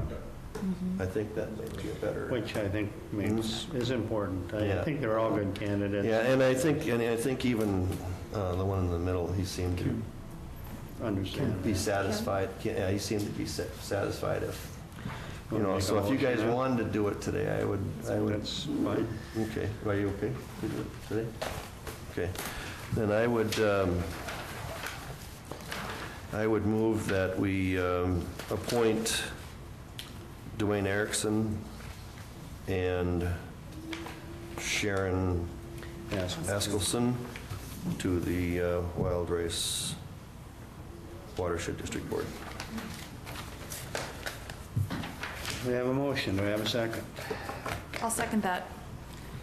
Any further discussion? Well, I guess the fact that, you know, to get someone that just lives in this area, in the Felton area, or whatever that part of the district, you know, to appoint them just for that, you know, when I look at the interviews we had here, you know, when I look at the experience that they're going to bring to the Watershed Board, you know, I think the experience or the knowledge that they have may be more important than where you live at. You know, the fact that someone lives in this area or whatever, that we got 3 here, 4 there, you know. I look at the district I'm representing, you know, I live way on the western edge of it, you know, and I have to represent the eastern edge just as much as I do the western edge, you know. We all do it countywide. Yeah, so, yeah, we all do that, you know, so once you're on a board, you know, the fact where you live at has got nothing to do with it, and I think that's where you got to have the knowledge and stuff like that to represent the board, you know. And looking at the interviews we just had with these 2 people, I guess right now I can't support that. Okay. Let me see that. You brought really good points up with the experience. I mean, just because you're experienced doesn't necessarily mean you're going to be the best community or the best committee member. And if you have, 54 community members in support, that clearly speaks to the volume of being able to represent the people that you're appointed by. And I think they all gave different interviews and good interviews, and I just am of the belief that especially on water issues, it's important to have people of a variety of locations. And I think the petition probably speaks to that. If you have that many people support getting somebody appointed in that portion of the watershed district, then it appears that it's extremely important to the people that live there and are impacted by it. So I'm sure that petition just went around her area too, though. Right. But that also means that it means a lot to them. Yeah. It just, on issues that people are passionate about, they're going to really push to help have representation. And even on that, I know that it's important to have Becker County, but sometimes I question how important that is. If we're the Clay County Board, I know there's an old understanding, but why are we not appointing 2 Clay County members?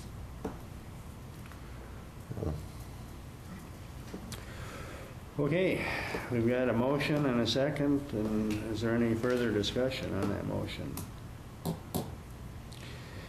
Hearing none. Vicki, you want to call the roll? Aye. Who? Oh, no. Aye. Yes. Motion passes. Okay, thank you.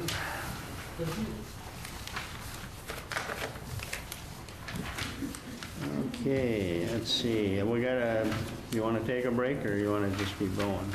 What do we got left? Just finish her up. We don't have a lot left, so. Brian, you want to? Sure. Give us the transfer of funds to the jail law enforcement center construction fund. Just give it to Brian.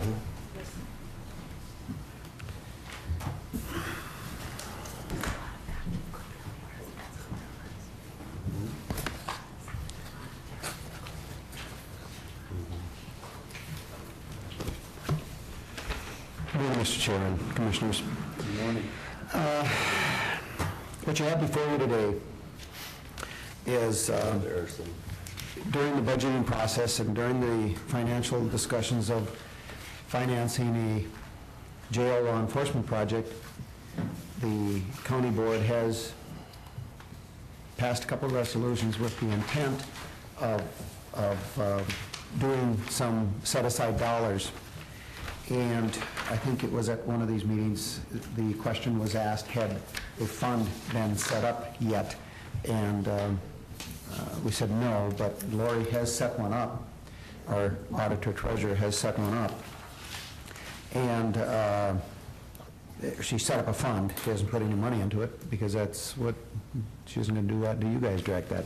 So what you have before you is a request to set up a Fund 31, it's called. And maybe I can explain it just a little bit before you, maybe that'll answer questions, but before you get on the road of approving that. On this memo, it shows 2014 levy dollars. Back in 2014, you folks decided to start setting aside and $50,000 worth of new levy dollars to support a payment of a jail payment. And so we're asking the 2014 dollars to be transferred to that fund. And then in 2015, you added $50,000 to that, so now you have $100,000 a year going into that fund. So what we're asking for is the 50 in 2014 and then the 100 in 2015 to go over there. Now, the wind energy gets a little bit more tricky. What we said when we started talking about fees or dollars, revenue for paying for the jail law enforcement project, that we would have approximately $150,000 in county dollars to go into that fund. And you passed a resolution that you said about 80% of those dollars you wanted to go into the jail fund. This was only a partial year. Not necessarily suggesting it, but we're putting it down here as we did get a check for $130,000 for 2014. That was a partial year. They started producing energy in about March. We expect that will be about $150,000 that we'll be able to put into there. Maybe we'll collect about $160,000 on the county level of it. But nonetheless, the 130 is identified here as the whole amount that we received from 2014. And you did pass a resolution saying 80% should go into it. So we can certainly adjust that figure. So I don't want you to think that we're being presumptuous here. Then the maturing bond debt payment of 2014, that had gone down $55,940. Again, you passed a resolution that 75% of that would go into the jail fund. And if you want 75% of that $55,940 to go into the jail fund, it would be $41,955. And then also for 2015, the maturing bond debt payment varies $65,680. And since we haven't sent up other funds, this is why I'm putting it on here, because we don't want it to just get lost in the wind. If you want to move 75% to this and 25% to something else, that's your prerogative. But if you want it to go currently into the jail fund, because you do not haven't identified a different fund yet, that would be okay too. If you wanted to siphon it off later, that would be okay. But those items would total $401,620. If you do the adjustment on the wind energy and the bond debt maturing, it would be $345,215. We'd certainly make those adjustments if that's what your wishes, whatever you folks want to do with this. But we feel that we are starting to incur expenses, and we'll talk about that a little bit during reports. But we felt that we should get this fund established. We've done soil borings now and some things. So yeah, I think it's important to get this set up because we're going to probably need to start expending some money from a specific fund here shortly. So. And Mr. Chair, the second printout is just kind of maybe we should go over that so you fully understand that, because I know at one time I presented some information on bond debt maturing and different things, and I know Commissioner Campbell wanted to visit with me about maybe a simpler way, and this is what I threw together, but we certainly can change how it is, but this is gives you an idea of where we're looking at some of the dollars coming from to make this payment. And I've kind of explained 2014, we set aside $50,000 of additional levy dollars, and if you go across to the right, then the second column is wind energy. We received nothing in 2014. That maturing bond debt was $55,940 difference. So the total of 2014 was $105,940. Yours says 100, but I made a mistake on that in the dollar. The 5 was dropped off. So I've got a new one if you want that. And then the total was, with taking 75%, was $91,955. And then what I've done is kind of gone down for the next 10 years. We talked about 6 years of setting $50,000 aside, but if you see, this is not necessarily cumulative. This is just for the year. If you want to drop down to, say, 2020, it'll be up to $350,000 of new levy dollars. The wind energy will be $150,000. And the maturing debt is $939,000 totally, but if you take if you total all those, it's $1.4 million, but if you drop down the bond debt to 75%, it's $1.2 million. Would be available. Would be available for that year. That's not accumulating. Right. So we will be spending some of these dollars as we go along, and which all brings down the cost of what our payment will be if we have architectural fees and boring fees and different things as we go along. Remind me again where the boring fees that we just did That was around came there. from? That was, I know what the total, but where did that come from? where'd the general? dollars come from? Yeah, They'll be paid out of yeah, here. they'll be Okay, paid out of, okay. they'll be paid out Okay. of these funds. Okay. what are the Mr. board- Chairman, the one thing that I do think we need to watch closely,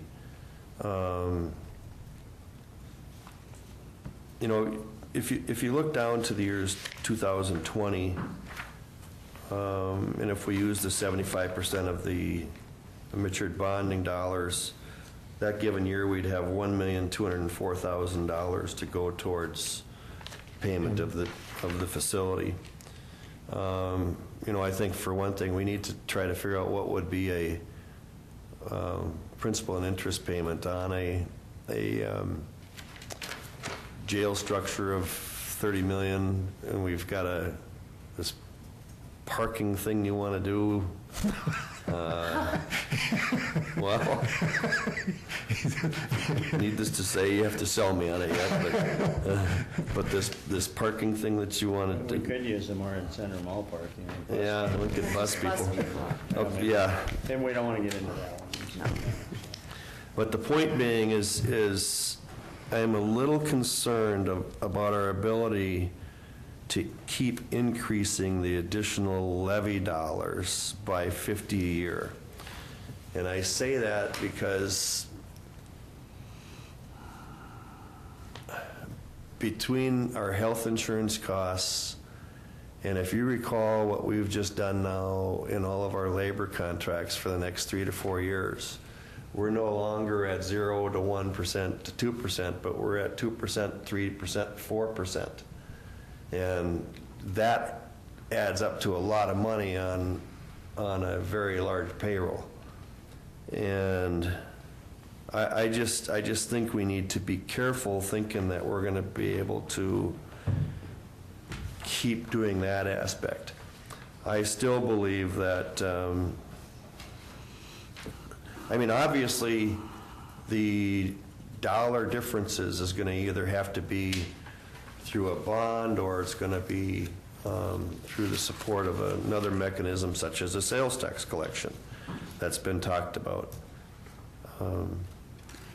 If that first column you got there, additional levy dollars, that's the one out of all these that I would like to see us not have to use, is what I'm saying. I think there's potential other ways to do this. When you start looking at 2023, we have $1,712,000 there, and even if you take down, if you take that, and let's just say that 500 wasn't there, let's just say that was $1,212,000. That's there annually from that point on, because it would be annually going forward, would have that. And with the half-cent sales tax option, I think we've realized we can gain close to $3 million annually. So you're looking at $4.2 million annually without all the levies here and without raising any county taxes now. It's just reshifting of prior debt. That's a significant amount of money for principal and interest to pay on a project. But again, we also have to sell it to the public, which I think they're going to like that idea as opposed to being put on property taxes. Yeah, if we can avoid that. Yeah, so you can see on a $30 million project, even if you had a $3 million annual principal and interest, based on this simple plan that we have right here, we're there. We're there to cover it. That's right.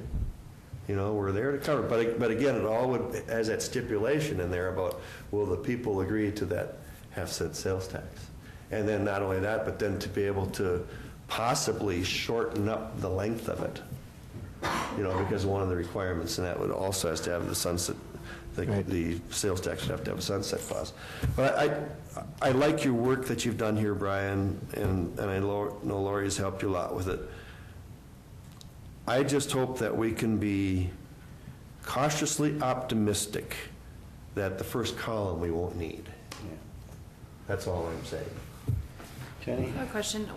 Do we know what our cost of living increases, if it's a 2%, what that adds to our budget yearly? Yes, we do. Mr. Chair, I'll go ahead. The 1% adds about $225,000 a year. So the 2% cost of living raise that you're giving, I think the last year was $442,000 something. And as Commissioner Campbell has stated, we have a 2% for 2015 with union contracts, a 2% for 2016, and a 3.25 for 2017 in contracts already. And then add your insurance on top of that. I was going to say, that doesn't even include the insurance. That's exactly right. So, and last year it was some. Right, and then you've got to keep in mind that we haven't reduced staff lately. No. We've added staff. We've added staff. And that's all. We're also adding population. I mean, Yeah, right. Yeah, but we get some construction that helps us, new growth. But Frank, did you have a comment? Well, I was just thinking, I mean, I sort of like this schedule here, even at the 100%, because of the fact that what's our main project right now? It is the jail. And I realize there's going to be other things that come up. Well, then we'll probably have to come with some other funding. And if we say we approve something like this now, we can't change it. Oh, no, absolutely not. Yeah, this is just a guideline anyway. Right, Yeah, yeah, absolutely. it's just a guideline right now that we can look at. But I think the jail right now is so doggone important that we got to come up with some sort of funding. And to go out to say, well, we don't care about what's going to happen next year, and we do care. But we do have that sales tax option possibly, and it just, we do have other options possibly, and we may have to look at them when that time comes, but right now, boy, it's very important that we get this jail going, and we're working on it. Yeah, I agree. You've done a great job. I mean, this is great, what you're going, So we need to we haven't established that fund yet. We need to do that today and then transfer the funds into the fund. Yes, that's correct, Mr. Chair. I'll move to approve the creation of the Fund 31 and also the transfer of funds in the total of $401,620. Second. Motion and a second. Any further discussion? All in favor, signify by saying aye. Aye. Opposed, same sign. Motion carries. Thank you, Mr. Chairman. Thank you. Members of the commission. Good work. That's a huge step forward and showing just what Commissioner Gross talked about. This is laying the framework for moving forward. Good work. Thanks. Frank, you want to do your committee reports? Last Monday and Tuesday, I went to 5 different cities, Hawley, Dilworth, Linden, Ulen, hit it all with Senator Eakin, Representative Markford. There was a lot of people that showed up for those meetings. They had town hall meetings, and a lot of people showed up for that. The main item that people are concerned about, they were talking about preschool, education, where they're going to bring in 4-year-olds and stuff like that, and a lot of concern from school officials. If you bring more kids into the school system, now we need bigger schools. We already got problems with schools not having enough room, so that was a big concern.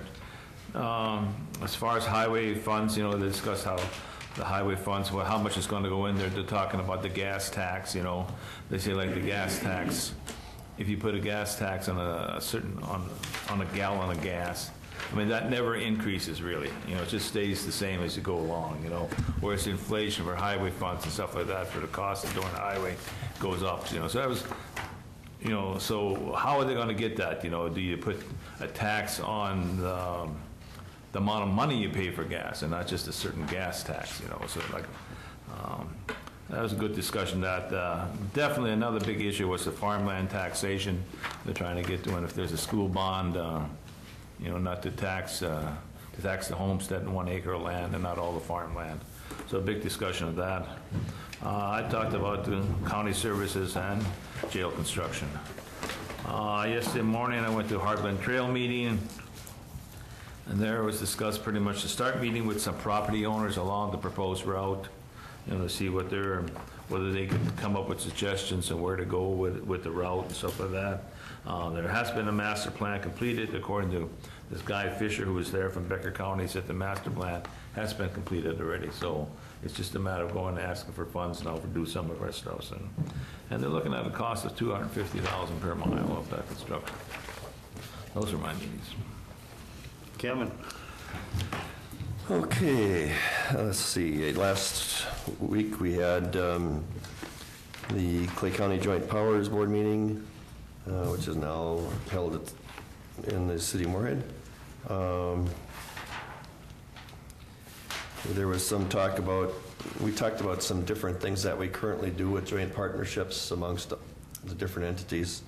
There was some questions and discussion by the mayor of Dilworth about what's going on with this MRF and transfer station and single sort garbage collection system. And the mayor clearly emphasized an interest in what we're doing, and they may have interest in that as we move forward. So I suggested that maybe he become part, or somebody become part of the SWAC committee, so that they can get the information as we discuss it on a monthly basis. Then there was also some discussion regarding alternative education, and I don't know if Jenny wants to comment any more on that project as part of her report. She can. Yesterday we had a jail construction meeting. It was a good one. We saw some we looked preliminary at a video that's being developed that talks about our old jail and why a new one is needed. It's still in the design phase. We're going to do some more work on it. We talked more about parking issues. We talked about how we need to be working on all 3 phases of this, the parking, the jail, and the law enforcement center, all simultaneously. And we've directed our administrator to get a hold of the city's administrator and try to get a joint meeting lined up with our council, our county commission, and the city council, really with the sole focus being on a law enforcement center, a new law enforcement center to coincide with our jail project, because they all have to tie together. So I think, Brian, you're working on that. You can report on that. And that is all I had last week, other than the fact that I spent my first week in retirement. How the work really starts. Hey, you look way less stressed out. Yeah, right. All I did is get sick. Jenny? Thank you. A couple weeks ago now, I guess, we had the county-owned property meeting. We met and kind of continued the discussion that we'd had on what do we want to do with the Felton Prairie and what do we see for the future there. Talked about a couple other, another property, I guess. And then we had the Cass Clay Food Systems Advisory Council, the first inaugural meeting. where we had a presentation of kind of the vision and continued the discussion on where do we want to focus our efforts as we continue to try and make healthy food available to those in our community. I also attended one of the meetings by Senator Eakin and Representative Marquardt. Frank covered that fairly well on the concerns of the citizens. I appreciate them coming to do that, especially in their off week, and kind of update us as to what's coming down the pike. I just told them we'll work with whatever they give us down there. I also attended the Buffalo Red Watershed Advisory Council last week, where they overviewed their projects. Dwayne kind of hit the nail on the head with those projects. They do tend to move slow. The Manston Slough is an enormous project that's taken about 9 years, I think, and they were able to update us on the status of a couple other of the big projects that they're in the middle of doing. I also attended the Joint Powers Advisory meeting, and that's just a great tool that we have as we continue to collaborate with leaders in the area. And then I guess last night I was at the Clay County Peace Officers Dinner, and that's my report. Eat spaghetti. And spaghetti. Spaghetti. Okay, I had, let's see, I had jail planning yesterday and MRCC, and Kevin already talked about the jail planning. We are going to meet with the architects on Friday, right, Brian? So that get things moving where we need to there. So that's we're pretty optimistic.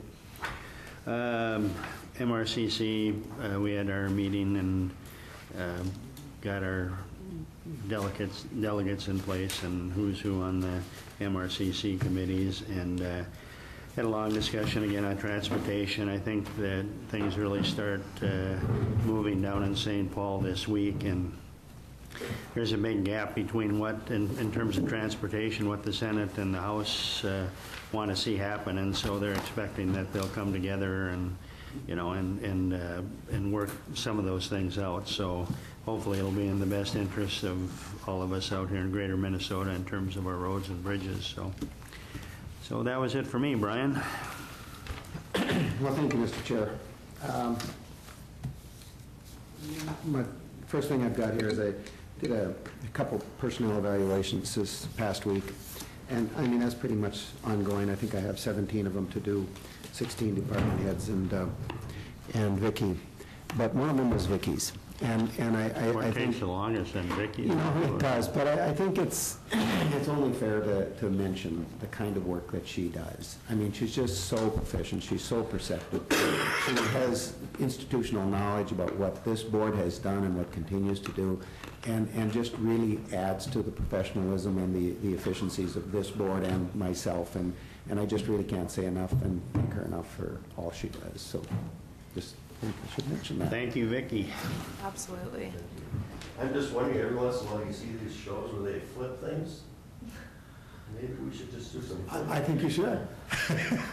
I don't think we want to. It'll crash and burn. Vicky's pretty much in His charge. probation would finally end him. So,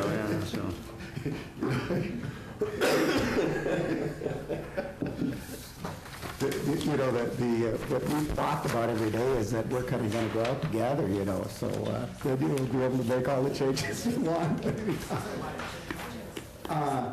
The Joint Powers meeting has already been talked about. I think that is very good. It was a very good meeting last time, very stimulating, a lot of thoughts and ideas and things that we need to move forward with, and with the idea of keeping each other communicated to. So I think that's very nice. I attended a diversion administrative advisory meeting, and you know, things are plugging along there. I think you talk about being slow and getting things done, but boy, I mean, there's lots happening, but boy, it takes a long time. We had a management meeting. I did visit with, I should say Lori and I visited with Shelley from Ellers. She was in Dilworth for discussing the financials. Ellers is the financial institution that Clay County has used several times in their bonding projects, and she was up in the area and stopped by. So I know yesterday at our jail and law enforcement construction meeting, it was talked about getting some ideas of costs and how we can move forward and what are the rates and different scenarios, and we talked to her about that. So we're going to move forward with the financial package, and that's going to rest solely, basically, or right now, at least, on this Clay County Commission, and we need to keep you guys and people as informed as possible, and we're certainly going to try to do that. And we should probably come in and talk to you as a board when we get a little, some ideas of some figures. But just off the top of your head, when you think of a $30 million project at just 3%, and 3% is a conservative percentage, the payment on that $30 million is $900,000 a year just for interest. So if that gives you some kind of concept as to, and then if you pay off $1 million of that a year, I know it's amortized and it's different, but it'd take you about 25 years to pay that off at $1 million a year on principal and $1 million on interest, and that's a $2 million payment. So we're talking big money, and we'll get that tied down, but I think we have to talk in conceptual ideas as well. We did have that jail and law enforcement building committee yesterday, covered a lot of things. The soil borings, Dave reported a little bit on that. The results aren't totally back on that, how far we'd have to go down, what kind of pressure, what kind of weight. We need our architects involved too, though, to kind of determine how high we can go and how much weight on that structure. I did have a discussion with 2 or 3 different architects that have called me, and we have made some contacts to the prior one from Klein McCarthy, who did the study that Clay County spent about, $250, somewhere in that area, $1,000 on. We feel that we appreciate their work, and we're talking to them again on Friday. The committee's coming back together. I did have further conversation with Brian Koyman from Edward Jones in regards to a public-private partnership. That is kind of fallen by the wayside in regards to it. We'll do it probably the conventional way of bonding and building and bidding and different things along those lines. We talked about a little bit about the tour that we had conducted down in Douglas County, and I thank you for establishing the account for the jail construction. Going to the architect selections, I said we've talked to several, and we're going to be talking to the one that did the work in the past on Friday. But I don't know, I think it's terribly important, because if we enter into a contract, it's going to be a county contract right now, and we'll be coming to you folks with a recommendation. But are you comfortable at this time with, in the next short order, of bringing a recommendation to you as to, we sign a contract with it's going to be for quite a bit of money, and what do you need from us in order to be comfortable with moving forward on that? Do you want to be involved in a selection of the architects? Do you want to just look at a recommendation? I mean, we want you guys to feel comfortable with this process. This is a huge project, and we need you guys on board all the way along. So, any thoughts on that? Well, I guess I would have to go with what the committee starts on. I mean, if I start interviewing architectural, I'm sorry, I'm not going to be able to make a decision, and I think you guys should be the ones that are going to come with I'd prefer a recommendation. And that's what we would do as a committee, make a recommendation to the board, so. Okay. Jenny, you okay with that? I agree with that.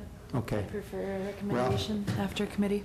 We're going to do the best job we can trying to keep you informed as we go along. If you have questions, please come in and see me, talk to other commissioners or something, because this, again, is a big, big project. And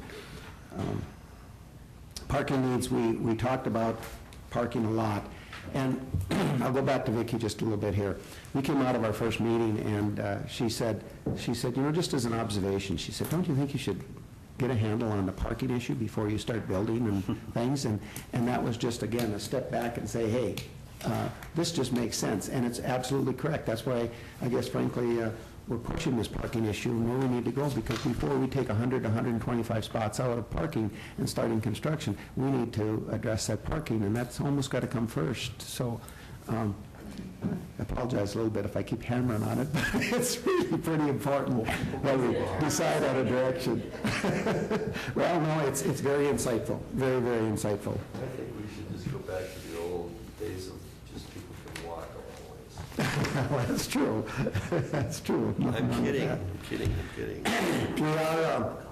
We are going to be talking about establishing a schedule, and we will, once we, do some inputting on that, we'll bring you up to date as to when we see these things to be, employing an architect and designing, and what starts to be designed, and then when do we start the second design and third design, and when the bidding process and the expectations of building dates and things like that. There's a lot of work to be done. And you saw an article in the paper about a public meeting. We're working on a public meeting for the community, and not just for the immediate neighbors around her, but basically for Moorhead, if they want to come to a public meeting and us talk about what's happening on campus here with the jail. But it's so preliminary. We're so new into this that it's just, I know people want to say, well, what are you going to do? Well, that's why we have committees. That's why we're working through. That's why we're listening. That's why we're looking for ideas. And so we want to get some information before we have that public meeting so we can have some answers. And that's kind of that tricky part. People want to know early what you're doing, but without doing something, you don't know what you're doing. So it's a balance that we have to get in there. And I have contacted Mike already, and to give him a call this afternoon at 3 o'clock, Mike Redlinger from the city, to set up that meeting, because we feel that the council and this board need to be on the same page in regards to moving forward with a law enforcement center. When we get there, we want a commitment on that. So, Mr. Chair, I think that'd be that. Okay, anything else? We're adjourned.